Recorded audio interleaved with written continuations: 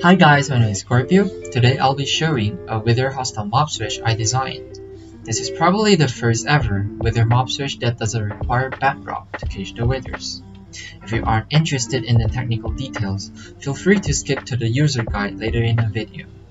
This mob switch has been built and tested on many servers in many versions by SunnySlopes, including versions 1.15, 1.16, and 1.18. What is a hostile mob switch? A hostile mob switch will stop any new hostile mobs from spawning in your dimension, which is very useful for players like me who dies a lot.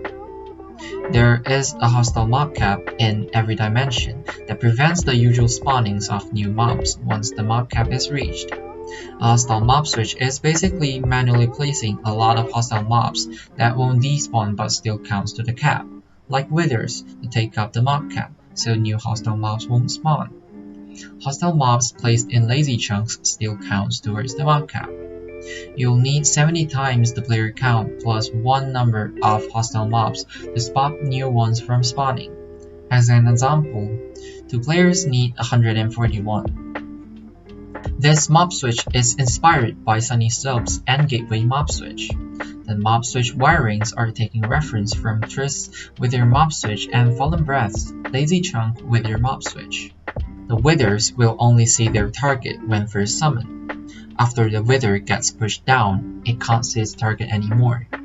When wither's main head eyesight to its target is blocked, it will not shoot any wither skulls, so now the main head blue skulls are prevented. How about the side heads? If the side heads are idle for too long, they'll start shooting blue skulls in random directions. To solve that, another pair of targets are prepared. They're further from the wither than the main target. The side heads will find a new target and start shooting black wither skulls. Take note that the side heads targeting are random, so don't let any mobs or players being seen by the wither, so it targets the right mob. When the chunks are reloaded, the wither's main head will instantly target one of the 2 chickens that is exposed. After that, the chunk reload detector will send a signal to close the fence gate and open the other one, so the main head's eyesight is blocked again, and the side heads will shoot at the exposed chicken. When loading in the schematic, make sure the schematic is chunk aligned so the withers and the targets are processed at the same time. Otherwise, the wither might escape. The chicken as main target needs to be mature. Also, remember to make sure everything is built correctly with Schematic Verifier. Press M+V to open the GUI. In the schematic, there are some redstone dust shown as dots. In versions higher than 1.15, right-click on the dust to make sure it is a cross shape. Now I'll show how to get the chickens in place. Use X to get chickens in survival mode.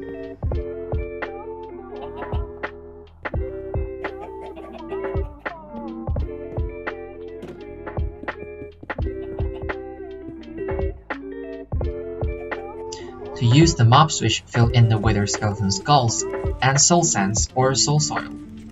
Stand at the AFK spot and hold right click with soul sand or soul soil.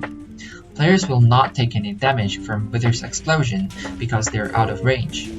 Even though the mob switch can be entity processed while summoning, but if you need to summon many withers or your server's performance is not good enough, summoning them in lazy chunks are recommended. Once you finish summoning the withers, build up a chunk loader to load the mob switch in any of the green chunks so that the mob switch is within lazy chunks. If the mob switch is placed in entity processing chunks, you'll like your world when loaded. There are download links for world download and schematics for each version linked in the description. When summoning the withers in entity processing chunks, please use the files named mob switch. If you want to summon the withers in lazy chunks, you can use the files named mobswitch blockstream. For blockstream version, you'll need to lengthen the blockstream based on your world's render distance so that the withers are in lazy chunks. Rotating the blockstreams are not recommended, but you can rotate the whole contraption.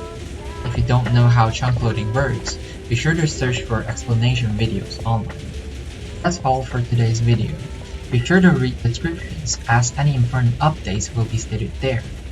If you like my video, please leave a like and subscribe, and I'll see you in the next video. Bye bye!